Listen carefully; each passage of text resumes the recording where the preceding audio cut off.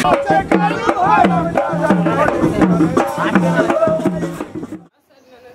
के भगा दिया अपने मायके में 2 साल से है। दिल्ली लाइए ना पूछा के लिए। रो मत, ठीक है? पहले रो मत। नहीं है कुछ भी बोलता है। दिखा फोटो दिखा। जो दिल में है वही बताएगी। संसार करना चाहते हैं माँ, किंतु उनकी मम्मी मेरे साथ करने क्या देगा।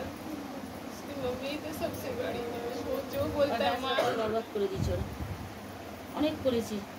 আমার স্বামী ভালো না মা, সত্যি কথা বলছি। তুমি এখনই দেখতে পারবে, দেখো আমার দাগ করে দিয়েছে মেরে।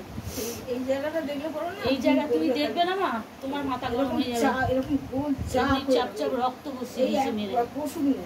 মাকে দেখেছি, একটা মেয়ের পাল্লায় পড়েছে। আমি যেহেতু এমনি, আমাকে তো অসুস্থ ওরা করেই দিয়েছে মা। হয়তো আমার সেই সুযোগটা নিয়েছে। আমি অমনি মেয়ে ছিলাম না মা, আমি হাঁটা চলা ঘোরাফেরা মেয়ে ছিলাম মা। আমি ভালো একটা মেয়েকে নিয়ে গিয়ে আমার সাথে আমার লাইফের ছেলেটা বরবাদ করে দিয়েছে। এখন একটা অন্য মেয়ের পাল্লায় পড়েছে, সেই মেয়েটার নাম হচ্ছে রেখা। সেদিন মা হ্যাঁ মেয়েটার ফটো তো আমি আসে না মা আমার কাছে।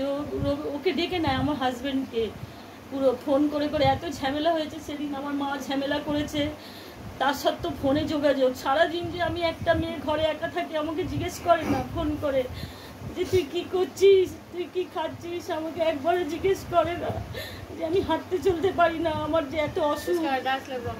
হ্যাঁ পাই হবে তোমার সাথে,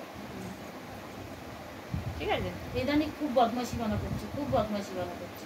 আমাকে মিথ্যে কথা বলছে আমার সামনে। তাহলে ও তোমার কাছে আসবে, এটা ওর বলেছে। অন্য বাড়ির ছেলেরা বলে না। ও আবার বলেছে যেদিন তুমি হাঁটতে পারবে, ভালোভাবে সুস্থ হয়ে যাবে, আমি মায়ের কাছে নিজে যাবো। সেদিন আমি যাবো মায়ের কাছে, কারণ আমার বিশ্বাস সত্যি আছে।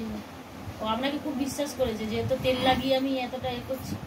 কিন্তু এই মহিলাটা মা, রেখা বলে মহিলাটা পুরো শেষ করে দিল।